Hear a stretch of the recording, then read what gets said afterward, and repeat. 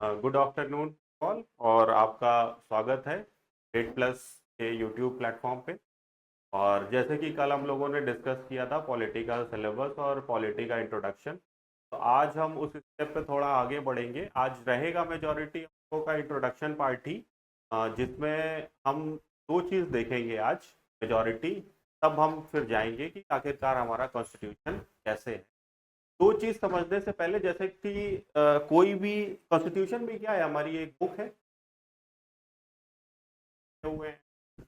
और अभी भी आप जैसे कोई भी अपनी बुक परचेज करके लाते होगे, ऐसा थोड़ा ना है कि सीधे किताब खोली और पढ़ना चालू। सबसे पहले हम क्या देखते हैं, इंडेक्स। तब पता चलता है कि भाई किस पेज पे या किस पार्ट में, किस चैप्टर में क्या क्या इंफॉर्मेशन हमें गई है। तो वही चीज अगर कॉन्स्टिट्यूशन की बात करें, तो कॉन्स्टिट्यूशन में हमारी चीज अगर बात करें कि जैसे बुक में इंडेक्सिंग होती है, वैसे ही हमारे कॉन्स्टिट्यूशन में क्या है, पार्ट्स। ठीक है, पार्ट्स है।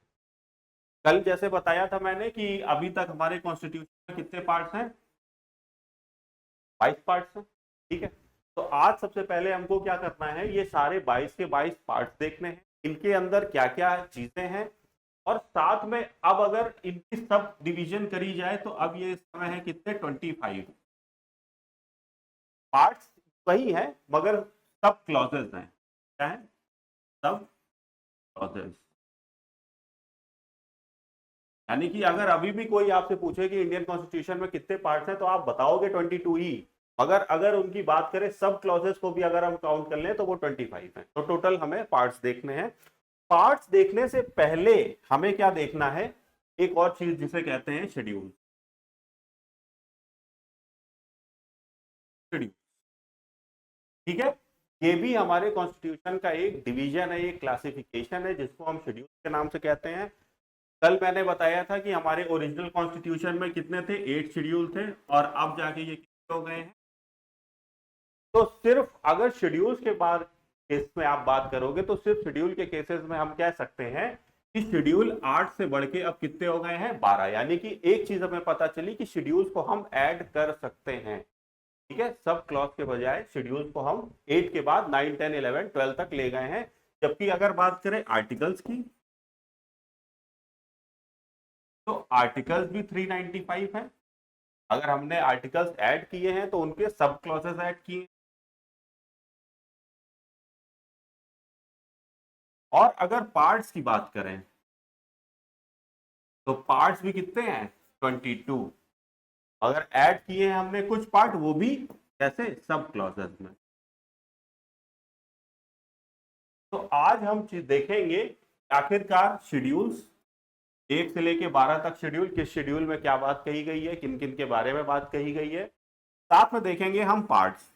ठीक है, 22 पार्ट्स हैं, मगर 22 के 22 पार्ट्स आपके लिए इंपॉर्टेंट नहीं है। जो इंपॉर्टेंट पार्ट्स होंगे वो उनको मैं इंपॉर्टेंस मार्क कर दूंगा। ठीक है, वही उसी उन्हीं पार्ट्स पे हमें क्या करना है, ज्यादा फोकस करना है। तो सबसे पहले शुरुआत करते हैं हम शेड्यूल्स की। ठीक है, आप लोग सब हेडिंग डाल लीजिए।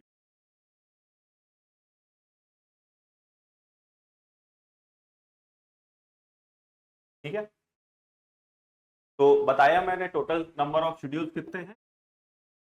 ठीक है? तो आखिरकार अब बात आती है कि इन शेड्यूल्स में इंटरनल क्या क्या डिवीजन है। 12 है, तो 12 के 12 शेड्यूल्स में क्या क्या चीजें दी गई हैं। तो अगर सबसे पहले शेड्यूल की बात करें हम, शेड्यूल नंबर 1, ये चीज याद कर लेना आप लोग, क्योंकि इससे एक नए क्वेश्चन आना बेट है। ठीक है, या तो आपको मैचिंग के फॉर्म में दे देगा कि शेड्यूल के नंबरिंग दे देगा, उधर उनका सब्जेक्ट दे देगा। ठीक है, ये मेजोरिटी केसेस में यही आता है। या स्टेटमेंट बेस पे दे देगा कि schedule 2 contains this this this, schedule 3 contains this this. और खास तौर से अभी आगे वाले आने में शेड्यूल 2 और शेड्यूल 3 की बहुत इंपॉर्टेंस है। ठीक है, क्योंकि उसमें से क्वेश्चन अंदर से बनते हैं। ठीक है, तो उस पर थोड़ा ध्यान दीजिएगा।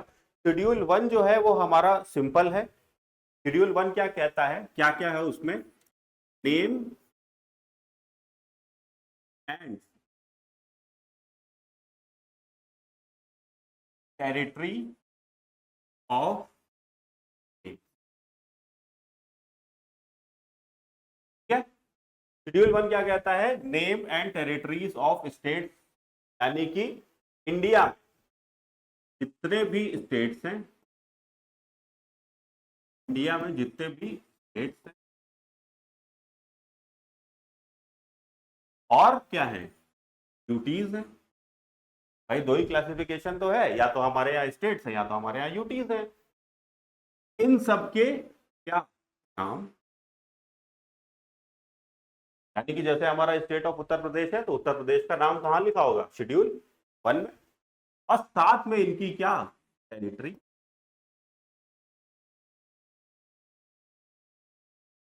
टेरिटरी क्या होती है, टेरिटरी होती है बाउंड्री, यानी कि कोई भी स्टेट की बाउंड्री कहां से कहां तक है, ताकि जो बाकी सब स्टेट्स में है उनके आपस में किसी भी तरीके का कोई भी बाउंड्री को लेके डिस्प्यूट ना उठे। अगर फिर भी वो डिस्प्यूट अक्सर उठ जाता है तो आगे देखेंगे कि हम वो कैसे सॉल्व करते हैं अलग अलग डिस्प्यूट।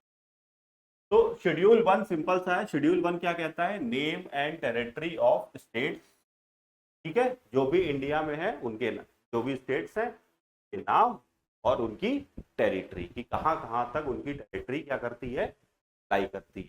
ठीक है, यहां तक कोई दिक्कत, फर्स्ट शेड्यूल में कोई दिक्कत तो नहीं होगी, फर्स्ट शेड्यूल सिंपल है। फर्स्ट शेड्यूल सिंपल सा कहता है कि इस शेड्यूल के अंदर क्या है, name and territory of the, ठीक है। सेकेंड शेड्यूल की अगर हम बात करें, सेकेंड शेड्यूल क्या कहता है, salary and allowance.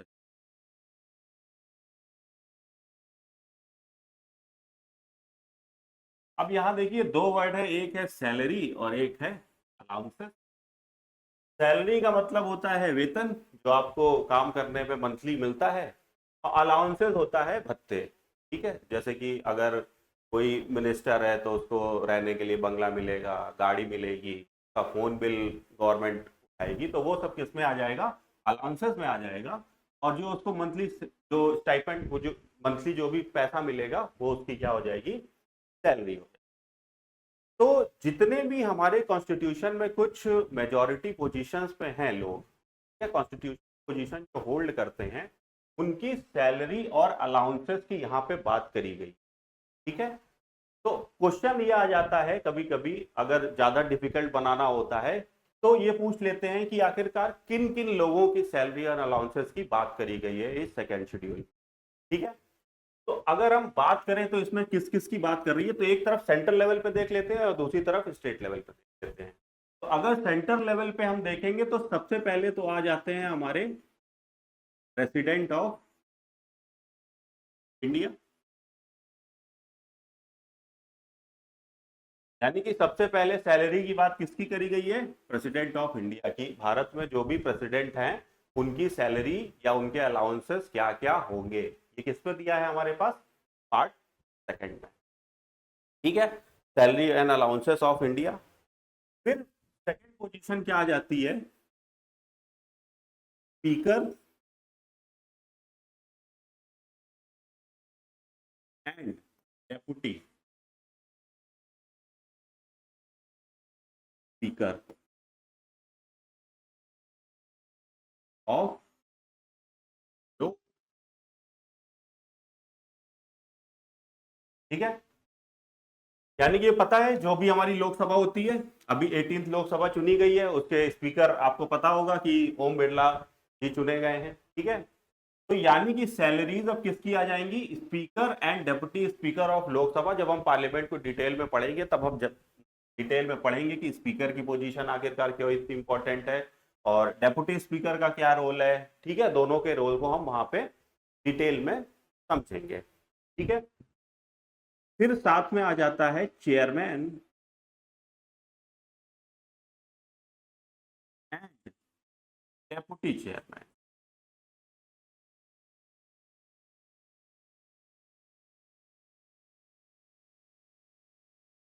Of Rajya Sabha.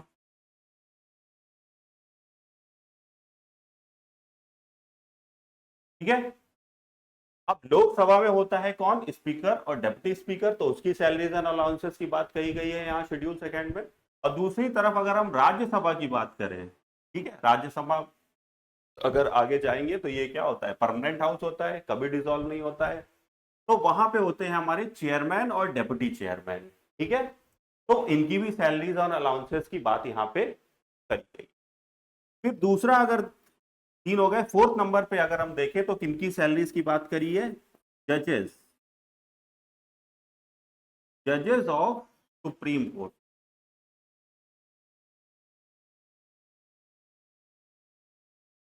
यानी कि सुप्रीम कोर्ट में जो हमारे जजेस हैं उनकी सैलरी, उनकी सैलरी कितनी होगी, वो सब कहां दिया गया है, हमारे सेकेंड शेड्यूल में।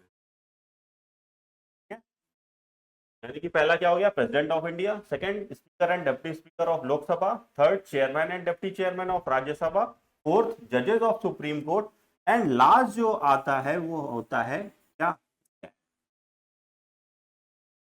क्या का फुल फॉर्म होता है कंट्रोलर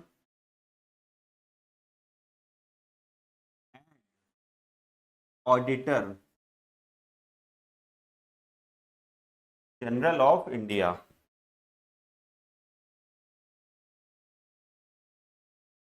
ऑडिटर जनरल ऑफ, आगे डिटेल में हम पढ़ेंगे कि क्या क्यों इंपॉर्टेंट है, क्योंकि आपको नाम ही में दिख रहा होगा ऑडिटर, यानी कि गवर्नमेंट के जितने भी एक्सपेंस होते हैं उन सब की ऑडिटिंग कौन करता है, कैग करता है। इसीलिए कैग का इंडिपेंडेंस बहुत जरूरी है, इसीलिए कैग को भी सेकंड शेड्यूल में मेंशन किया गया है, ठीक है। तो यहाँ पे हम लोगों ने देख लिया कि अगर शेड्यूल सेकंड की बात करें, तो अगर यूनियन लेवल पे बात करें तो यूनियन लेवल पे किन किन की सैलरीज को मेंशन किया गया है। सबसे पहले president of India, second speaker and deputy speaker of Lok Sabha, third chairman and deputy chairman of Rajya Sabha, fourth जजेस of the supreme court, and controller and auditor general of. अब यही चीज अगर हम देखें स्टेट लेवल पे, स्टेट लेवल पे किन किन लोगों के लिए रखा है, तो आपको पता होगा कि जैसे कि यूनियन गवर्नमेंट में प्रेसिडेंट होता है, वैसे ही अगर हम स्टेट की बात करें तो हर एक स्टेट में आपको कौन मिल जाएंगे, गवर्नर, ठीक है। यानी कि गवर्नर की सैलरी भी क्या है, सेकंड शेड्यूल में मेंशन है। उसी तरीके से जैसे कि यहाँ पे सेंट्रल लेवल पे speaker and deputy speaker of Lok Sabha होता है, वैसे यहाँ पे स्टेट की अगर हम बात करें तो speaker and deputy speaker of state legislative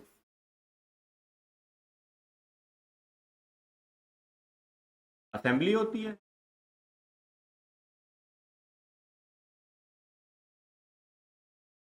state legislative assembly, जिसको हम क्या कह देते हैं, विधानसभा,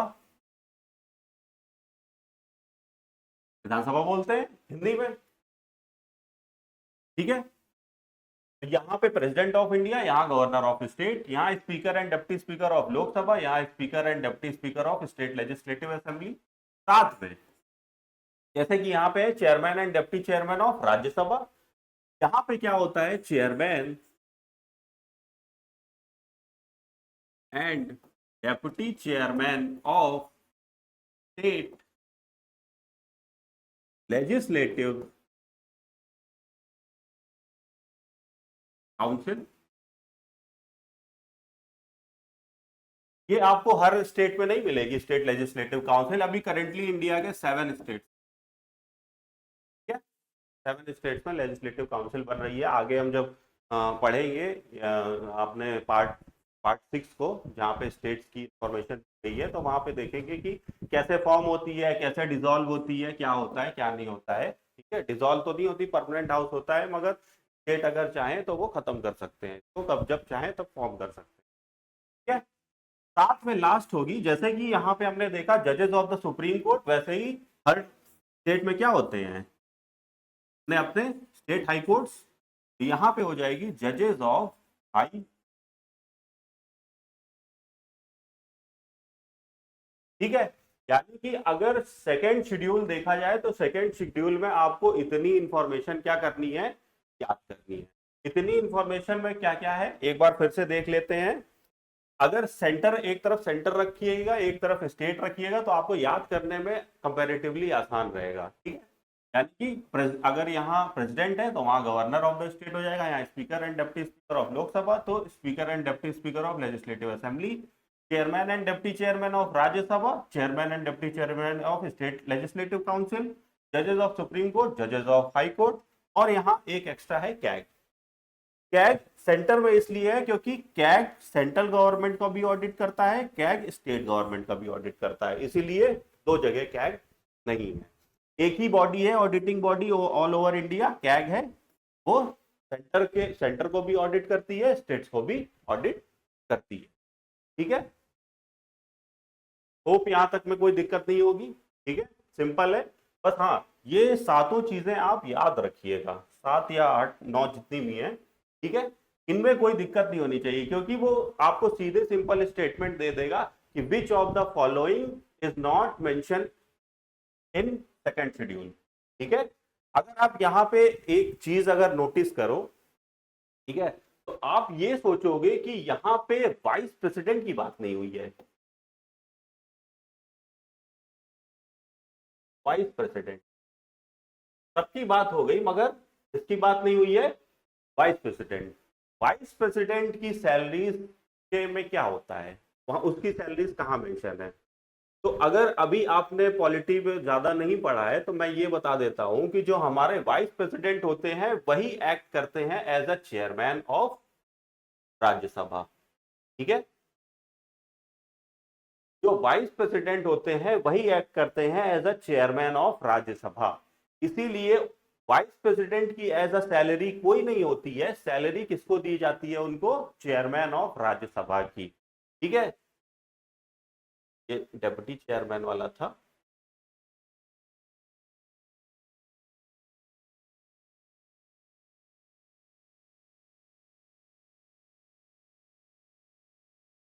ये है चेयरमैन हमारा, यानी कि राज्यसभा के चेयरमैन की सैलरी कौन उठाता है, वाइस प्रेसिडेंट। तो वाइस प्रेसिडेंट डायरेक्टली अगर आए तो आप नहीं टिक मार्क करोगे, क्योंकि वाइस प्रेसिडेंट मेंशन नहीं है हमारे सेकंड शेड्यूल में। हमारे सेकंड शेड्यूल में मेंशन कौन है, चेयरमैन ऑफ राज्यसभा, ठीक है। Being a chairman vice president mentioned है, मगर डायरेक्ट वाइस प्रेसिडेंट का मेंशन हमारे सेकंड शेड्यूल में नहीं है, ठीक है। यहाँ पे एक वो आपको उलझा सकता है, तो यहाँ पे उलझना नहीं है। अगर वाइस प्रेसिडेंट दिया हो तो आपको इसको क्रॉस करना है, मगर चेयरमैन ऑफ राज्यसभा दिया हो तो आपको टिक करना है, ठीक है। होप सेकेंड शेड्यूल में कोई दिक्कत नहीं होगी, इससे ज्यादा सेकेंड शेड्यूल में कुछ नहीं है। एक यही पॉइंट फंसता है सिर्फ वाइस प्रेसिडेंट का, अगर वाइस प्रेसिडेंट का आप कर ले गए तो कोई दिक्कत नहीं है, ठीक है। अब बात करते हैं हम किसकी, अपने आगे वाले third schedule, schedule number 3। 12 schedule देखने हैं, पहला दूसरा देख लिया। पहला तो सिंपल था, कोई दिक्कत नहीं थी। सेकेंड शेड्यूल में थोड़ा सा था जो याद करना था आपको, तो याद हो गया होगा स्टेट और सेंटर को रिलेट करके। अब थर्ड शेड्यूल की बात करते हैं, तो थर्ड शेड्यूल में आती है हमारी क्या, ओथ। ओथ यानी कि जब भी कोई भी आप संवैधानिक पोजीशन होल्ड करते हो तो आपको क्या लेनी पड़ती है, शपथ लेनी पड़ती है। आगे डिस्कस करेंगे शपथ कौन दिलाता है, कि अगर वो बन नहीं रहा तो और उसकी जगह पर शपथ कौन दिलाएगा, ठीक है। तो हर एक इंसान को क्या करनी होती है, ओथ लेनी पड़ती है, ठीक है। कोई भी अगर कॉन्स्टिट्यूशनल पोजीशन पे है तो उसको ओथ क्या करनी पड़ेगी, देनी पड़ेगी। तो यहां भी ओथ का प्रोविजन है, तो यहां भी हम वैसे ही दो देखेंगे, एक सेंट्रल लेवल पे देखेंगे किन किन को ओथ दिलाई जाती है, और एक स्टेट लेवल पे देखेंगे, ठीक है। ज्यादातर चीजें मिलती जुलती हैं तो उसमें कोई दिक्कत आपको होनी नहीं चाहिए, ठीक है। तो अगर ओथ की बात करें तो पहले अगर हम सेंट्रल लेवल पे बात करें तो सेंट्रल लेवल पे सबसे पहले ओथ कौन लेंगे, यूनियन मिनिस्टर्स। कल जब हम लोग बात कर रहे थे लेजिस्लेचर और एग्जीक्यूटिव की, तो मैंने बताया था कि जो मिनिस्टर्स होते हैं, जो भी यूनियन के मिनिस्टर्स होते हैं, वो किसका पार्ट होते हैं, वो एग्जीक्यूटिव का भी पार्ट होते हैं और वो लेजिस्लेचर का भी पार्ट होते हैं। यानी कि जो जितने भी यूनियन मिनिस्टर्स हैं वो ओथ लेंगे, उनकी ओथ मेंशन किसमें है? थर्ड शेड्यूल में। ठीक है। सेकंड क्या होगा? सेकंड कौन ओथ लेगा? कैंडिडेट्स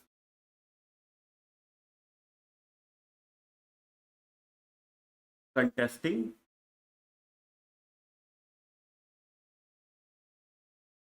और लोकसभा। यानी कि जो भी कैंडिडेट लोकसभा का इलेक्शन लड़ने जा रहा होगा वो भी ओथ लेगा, उसकी भी ओथ मेंशन है किधर? Under third schedule. ठीक है।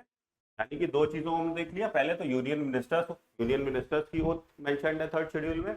फिर क्या है? कैंडिडेट्स कंटेस्टिंग फॉर लोकसभा, जितने भी कैंडिडेट लोकसभा इलेक्शन के लिए कंटेस्ट करेंगे उनको एक ओथ देनी पड़ेगी। ठीक है। थर्ड कौन आते हैं? Members of parliament.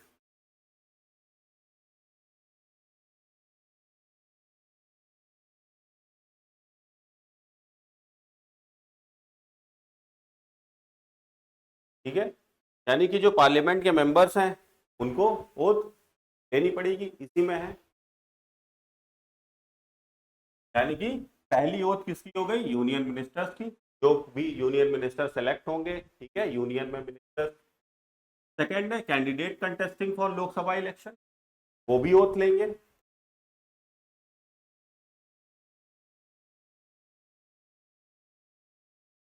ठीक है, वो भी ओथ लेंगे। और साथ में जो मेंबर्स क्या हो जाएंगे? पार्लियामेंट में सेलेक्ट हो जाएंगे, यानी कि जो इलेक्शन जीत जाएंगे वो मेंबर ऑफ पार्लियामेंट बन जाएंगे, जिन्हीं को शॉर्ट फॉर्म में हम क्या कह देते हैं? एमपीज। ठीक है, मेंबर ऑफ पार्लियामेंट ये लेंगे। साथ में लेंगे कौन ओथ? जजेस ऑफ सुप्रीम कोर्ट। आगे चल के जब हम डिटेल में पढ़ेंगे इन सबको, तब वहां मैं बताऊंगा कि इनको कौन ओथ दिलाएगा, इनको कौन ओथ दिलाएगा, इनको इनको। ठीक है, हर एक को अलग अलग इंसान ओथ दिलाता है, कॉन्स्टिट्यूशन में सब मेंशन्ड है, तो वहां पे डिस्कस करेंगे। अभी जजेस ऑफ द सुप्रीम कोर्ट अगर यहाँ मैं बताना चाहूँ तो यहाँ जजेस ऑफ द सुप्रीम कोर्ट को कौन दिलाता है ओथ? प्रेसिडेंट दिलाते हैं।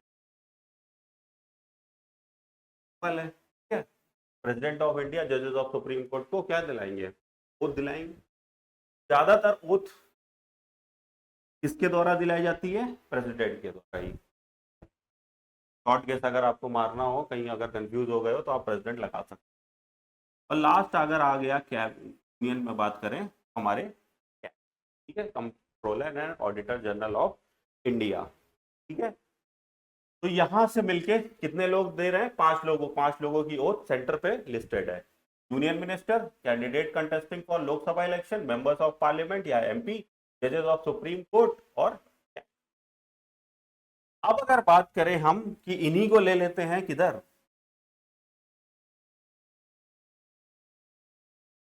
इंडिया के लेवल पे, स्टेट के लेवल पे। ठीक है, स्टेट के लेवल पे अगर हम ले लेंगे तो बात करते हैं स्टेट के लेवल पे क्या क्या। तो जैसे कि यहाँ यूनियन मिनिस्टर होंगे, यहाँ क्या मिनिस्टर होंगे?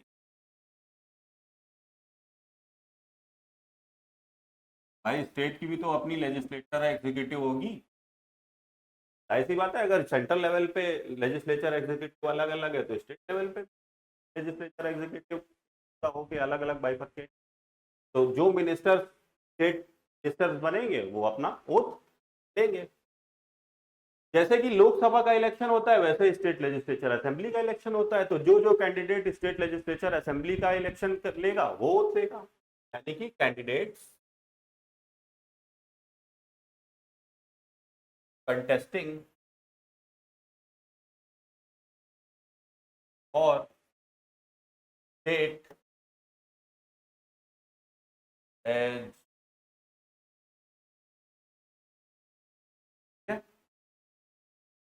Legislative assembly. ठीक है, विधानसभा और विधान परिषद दो कहते हैं, असेंबली को विधानसभा कहते हैं और काउंसिल को विधान परिषद कहते हैं। ठीक है, इतना हो गया। ठीक है, लास्ट क्या बचा यहाँ पे, जैसे कि मेंबर ऑफ पार्लियामेंट सारे हो जाते हैं जो, ऐसे ही यहाँ पे क्या हो जाएंगे, मेंबर ऑफ स्टेट लेजिस्लेचर। भाई वो भी तो सुन के कहाँ जाएंगे, स्टेट के लेजिस्लेटिव असेंबली में, काउंसिल में, तो वहां के भी स्टेट लेजिस्लेचर के मेंबर जो होंगे उनकी। और लास्ट हमारा क्या है, जैसे कि यहाँ जजेस ऑफ सुप्रीम कोर्ट है, वैसे यहाँ पे होंगे जजेस ऑफ,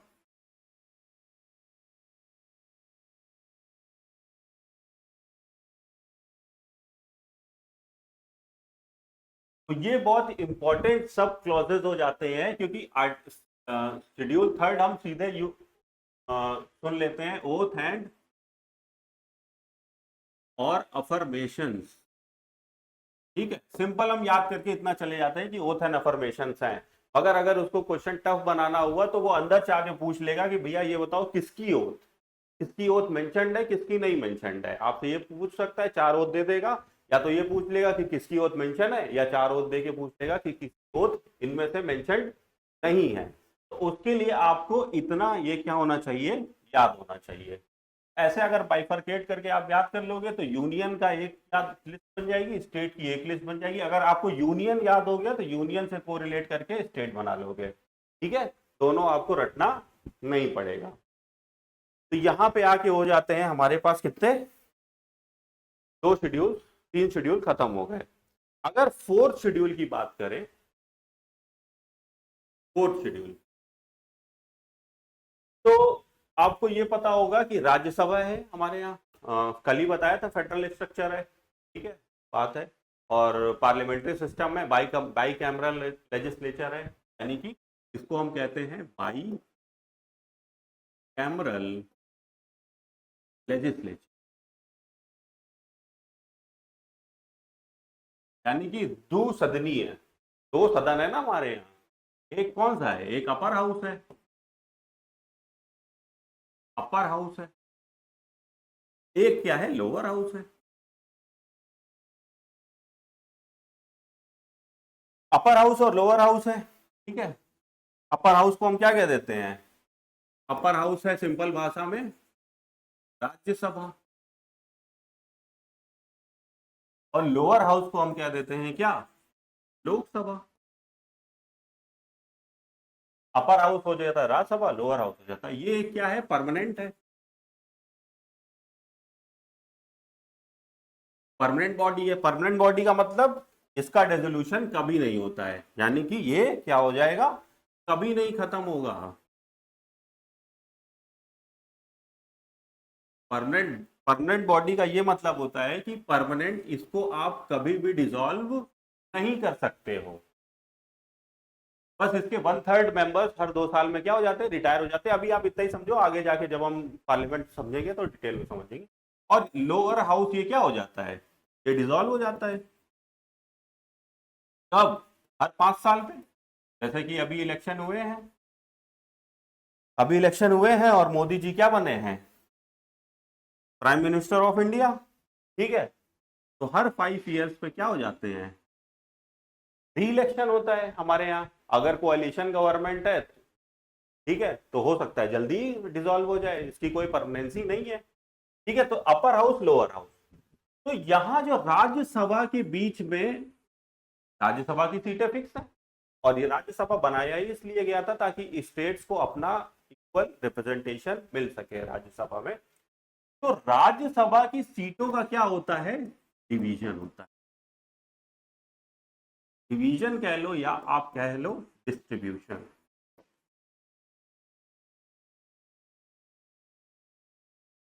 इसमें अलग अलग स्टेट्स और, ठीक है, क्या होता है, राज्यसभा की सीटों का डिस्ट्रीब्यूशन होता है, किनके बीच, जितने भी स्टेट्स और यूटीज हैं इंडिया में। ठीक है, और ये करता कौन है, आगे पढ़ेंगे कौन करता है, क्यों करता है, डिलिमिटेशन कमीशन है, अलग अलग चीजें हैं। ठीक है, तो इतना समझ गए ना आप कि राज्यसभा पे, तो फोर्थ शेड्यूल सिर्फ इतना है, फोर्थ शेड्यूल बस इतना है क्या distribution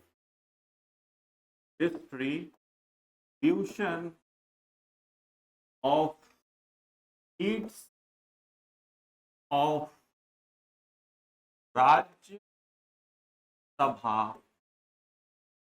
among states and UT। ठीक है, यानी कि शेड्यूल 4 अगर आपसे पूछे तो आपको सिंपल क्या देना है कि राज्यसभा में जितनी सीटें हैं उन सीटों का कैसे डिवीजन होगा, कितनी सीट किस स्टेट को मिलेंगी, किस यूटीज को मिलेंगी, उसकी इंफॉर्मेशन हमें कहाँ मिलती है, शेड्यूल 4 में। शेड्यूल 4 में बस इतना ही था, इससे आगे ज्यादा कुछ नहीं। बस एक सिंपल सा लाइन आपको याद रखना है कि distribution of seats of Rajya Sabha, बस सिंपल, और कुछ नहीं। इसके बाद आते हैं हम शेड्यूल 5 पे। ठीक है, शेड्यूल 5 और शेड्यूल 6 दो शेड्यूल काफी इंपॉर्टेंट है, आपको याद रखने हैं, क्योंकि ये बात करते हैं किसकी, ट्राइबल एरियाज की। ट्राइबल एरियाज और शेड्यूल एरियाज। ट्राइबल एरियाज की बात करते हैं और शेड्यूल एरियाज की। तो जब शेड्यूल 5 की बात करते हैं तो शेड्यूल 5 में क्या है, एडमिनिस्ट्रेशन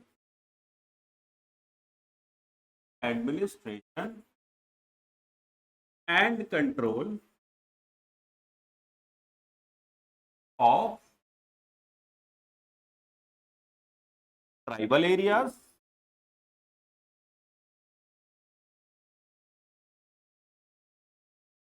एंड शेड्यूल्ड एरिया। ठीक है, बस इतना कहता है शेड्यूल 5। शेड्यूल 5 क्या कहता है, एडमिनिस्ट्रेशन एंड कंट्रोल, एडमिनिस्ट्रेशन भी करना है और आपको कंट्रोल करना है, किसका किसका, ट्राइबल एरियाज का और शेड्यूल एरियाज का। ऑल ओवर इंडिया कहीं भी जहां भी आपने ट्राइबल एरियाज और शेड्यूल एरियाज डिक्लेयर किए हो, इनका डिक्लेरेशन प्रेसिडेंट ऑफ इंडिया करते हैं बाय द कंसल्टेशन ऑफ जो भी उस स्टेट के गवर्नर होंगे। ठीक है, गवर्नर और प्रेसिडेंट मिलके एक किसी भी एरिया को डिक्लेयर करते हैं कि वो ट्राइबल एरिया है या वो शेड्यूल्ड एरिया है, डिपेंडिंग वहां की पॉपुलेशन की डिस्ट्रीब्यूशन कैसी है। ठीक है, तो फोर्थ क्या हो गया, सीट्स। फिफ्थ क्या हो गया, administration and control of tribal areas and scheduled areas. ठीक है, अब बात करते हैं किसकी, 6th शेड्यूल की। ठीक है, 6th शेड्यूल की अगर हम बात करें तो 6th शेड्यूल स्पेसिफिक 4 स्टेट्स के लिए बोला गया है। उन 4 स्टेट्स के नाम यहाँ पे मेंशन्ड है और वो 4 स्टेट्स के नाम आपको याद करके रखना है, क्योंकि अक्सर क्वेश्चन आता है। वैसे भी हम लोग की टेंडेंसी ये रहती है कि हमको नॉर्थ ईस्ट स्टेट्स के नाम और उनकी कैपिटल्स याद ही नहीं होती है। अक्सर सब लोग वहीं फंस जाएंगे, इधर के एरिया की तो नाम और कैपिटल्स आराम से आप सबको याद हो जाती है। जब बात करो आप नॉर्थ ईस्टर्न स्टेट्स की, तो कैपिटल तो छोड़ो, आपको सारे सातों के सातों नाम भी नहीं याद होंगे, 7 8 7 सिस्टर स्टेट जो भी कहते हैं, तो अक्सर वहां फंसा देता है आपको। ठीक है, तो शेड्यूल 5 और शेड्यूल 6 लगभग एक ही है, बस शेड्यूल 6 स्पेसिफिक 4 स्टेट की बात करेगा। ठीक है, यहां भी है, यहां भी वही है, एडमिनिस्ट्रेशन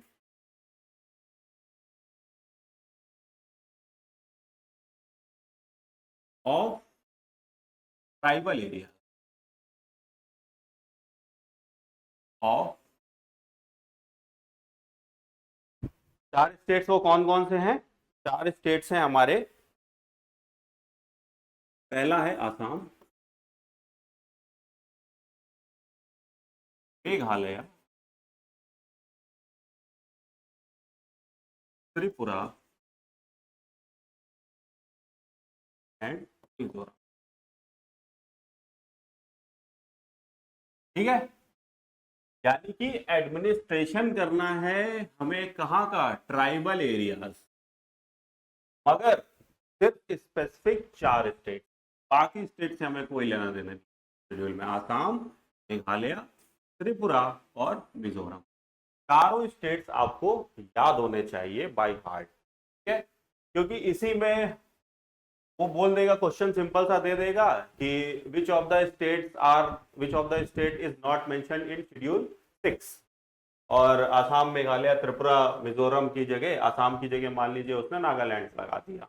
ठीक है, तो जब तक आपको चारों नहीं याद होंगे तो आप कंफ्यूजन में रहोगे कि आखिरकार सिक्स शेड्यूल किन किन स्टेट के लिए एप्लीकेबल है। ठीक है, तो हमें लगता है कोई दिक्कत नहीं होगी, चार नाम आराम से याद हो जाएंगे, Assam, Meghalaya, Tripura and Mizoram.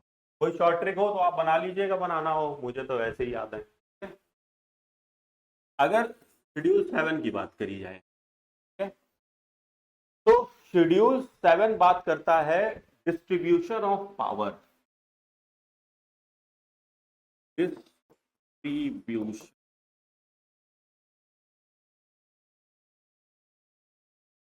Distribution of कैसी पावर, कैसी पावर्स, पावर्स का डिस्ट्रीब्यूशन तो है, मगर कौन सी पावर। ठीक है, डिस्ट्रीब्यूशन ऑफ पावर्स किसके किसके बीच, बिटवीन सेंटर एंड, किसके किसके बीच में है, सेंटर और स्टेट्स के बीच में डिस्ट्रीब्यूशन ऑफ पावर्स का बोला गया है। डिस्ट्रीब्यूशन ऑफ पावर का सिंपल मतलब है कौन सी पावर, लेजिस्लेटिव पावर, लेजिस्लेटिव,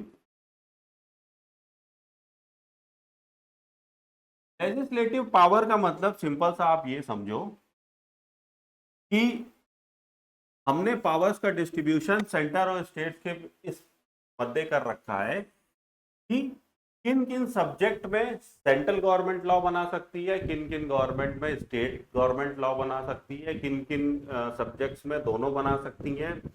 और तो यहाँ पे कुछ लिस्ट आती है, मैं नाम बता दे रहा हूँ। डिस्ट्रीब्यूशन ऑफ पावर में पहली आती है हमारी कौन सी, यूनियन लिस्ट।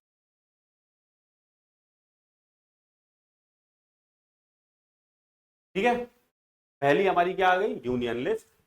यूनियन लिस्ट में सोल पावर है किस, सेंटर को, सेंट्रल गवर्नमेंट, किसकी, लॉ मेकिंग।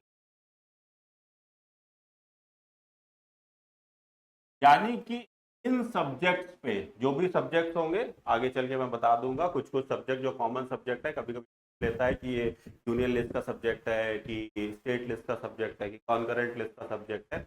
जैसे कि अभी अगर लेटेस्ट बात करो, जैसे कि इस समय चल रहा है सेंसस, ठीक है, जनगणना, तो जो सेंसस है वो यूनियन लिस्ट का सब्जेक्ट है। कोई भी राज्य अपनी खुद की सेंसस नहीं करा सकता है, सेंसस हमेशा कौन कराएगी, यूनियन गवर्नमेंट, यानी कि सेंट्रल गवर्नमेंट। ठीक है, इस तरीके से सब्जेक्ट को क्या करा गया है, डिवाइड किया। दूसरी बात करें तो क्या होती है, स्टेट लिस्ट होती है।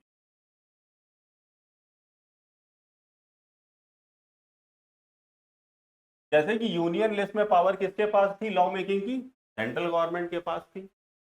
स्टेट लिस्ट में इसी तरह किसके पास पावर है, डिफरेंट डिफरेंट। मगर यहाँ पे एक चीज ये करना है, आपको ध्यान देना है कि यूनियन लिस्ट पे स्टेट्स किसी भी तरीके से कोई भी लॉ नहीं बना सकते हैं।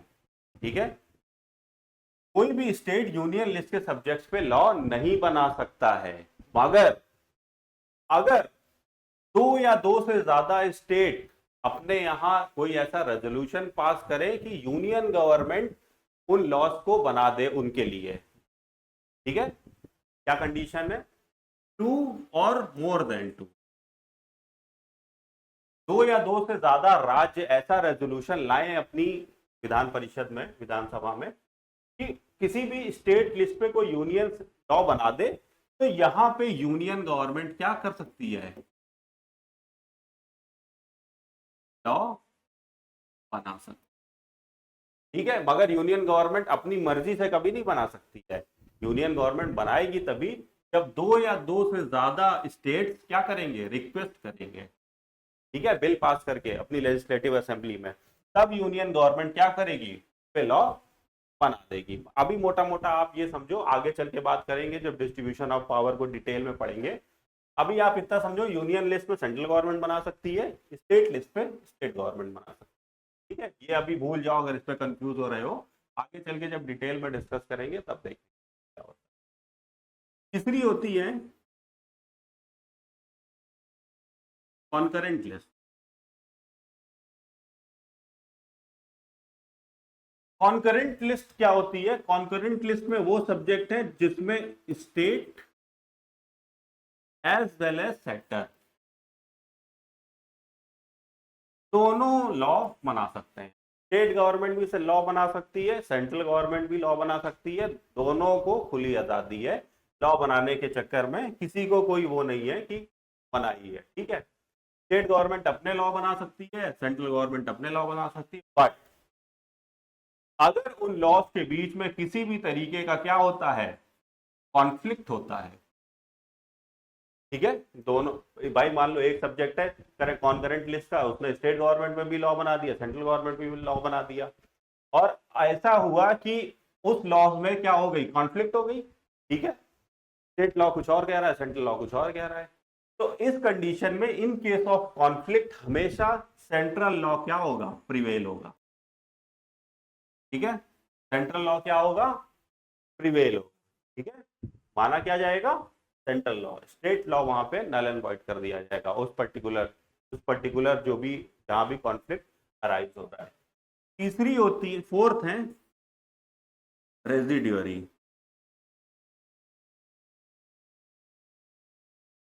रेजिड्यूअरी पावर, रेजिड्यूअरी पावर्स वो पावर्स होती हैं कि ऐसे सब्जेक्ट होते हैं कि ना वो यूनियन लिस्ट में मेंशन है, ना वो स्टेट लिस्ट में मेंशन है, ना वो कंकरेंट लिस्ट में मेंशन है, वो कहाँ में तो वो कहीं इन तीनों में से कहीं मेंशन नहीं है, ठीक है। ऐसे सब्जेक्ट जो इन तीनों लिस्ट में मेंशन नहीं है वो सब्जेक्ट कहाँ आ जाते हैं, रेजिडियरी पावर्स में। जैसे कि जब हमारा कॉन्स्टिट्यूशन लिखा गया था तब, तो अगर बात करें इंटरनेट की, बात करें हम इंटरनेट की,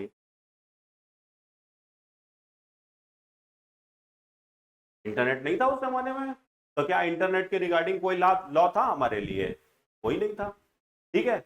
उस समय जब इंटरनेट एग्जिस्ट ही नहीं कर रहा था, तो जब तक उसका एग्जिस्टेंस ही नहीं था तो कोई लॉ नहीं था उसके लिए। तो यानी कि अब ये इंटरनेट ना तो यूनियन में, ना स्टेट में, ना कॉन्करेंट में शामिल है, और इंटरनेट अब आगे आए तो अब इंटरनेट को रेगुलेट करने के लिए हमें लॉस की भी जरूरत है। तो इस तरीके से ऐसे सब्जेक्ट कहाँ आ जाएंगे, रेजिडियरी सब्जेक्ट्स पे, ठीक है। और इन रेजिडियरी सब्जेक्ट्स पे लॉ बनाने की पावर सिर्फ और सिर्फ किसको है, सेंट्रल गवर्नमेंट, ठीक है, किसको पावर है, सेंट्रल गवर्नमेंट। तो देख लिया हम लोगों ने union list, state list, concurrent list और रेजिडियरी पावर्स, रेजिडियरी सब्जेक्ट भी कह सकते हैं। तो यूनियन लिस्ट में सेंट्रल गवर्नमेंट को है, स्टेट लिस्ट पे स्टेट गवर्नमेंट को है, मगर अगर दो या दो से ज्यादा राज्य रिक्वेस्ट करें अपने यहाँ बिल पास करके तो वो यूनियन गवर्नमेंट भी उस पर लॉ बना सकती है। कॉन्करेंट लिस्ट में दोनों बना सकते हैं, स्टेट गवर्नमेंट सेंट्रल गवर्नमेंट दोनों, मगर कॉन्फ्लिक्ट के केस में सेंट्रल गवर्नमेंट वाला क्या करेगा, प्रिवेल कर जाएगा। फिर जो इन तीनों में नहीं है वो आ जाते हैं कहाँ, रेजिडियरी में। रेजिडियरी को पूरी पूरी है सेंट्रल गवर्नमेंट के लिए कि रेजिडियरी सब्जेक्ट पे कौन लॉ बनाएगा, सेंट्रल गवर्नमेंट बनाएगी, ठीक है। तो 7 शेड्यूल देख लिए, अब 8वां शेड्यूल देखते हैं, ठीक है। तो शेड्यूल 8 में दिया गया है क्या, लैंग्वेजेस। कुछ लैंग्वेजेस मेंशन्ड है हमारे कहाँ, कॉन्स्टिट्यूशन में, ठीक है। ओरिजिनली बात करें तो हमारे पास कितनी थी, 14 थी, 14 लैंग्वेजेस मेंशन्ड थी, जो अब बढ़ के कितनी हो गई है, 22, ठीक है।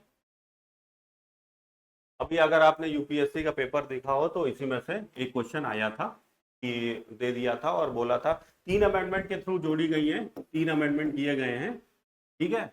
उसमें से ये जोड़ी गई है 8 लैंग्वेजेस 3 अमेंडमेंट में अलग अलग साल में। तो यूपीएससी में यही क्वेश्चन था कि उसने अमेंडमेंट दे दिया गया था, बोल दिया था इस अमेंडमेंट के थ्रू कौन कौन सी लैंग्वेज जोड़ी गई है, आगे चल के हम डिटेल में पढ़ेंगे इसको, ठीक है, यहाँ कोई परेशान होने की। फिर आ जाता है 9th शेड्यूल। अब यहाँ से 9th शेड्यूल हो गया है, इम्पॉर्टेंट हो गया है, 9, 10, 11, 12 क्योंकि ये बाद में जोड़े गए हैं।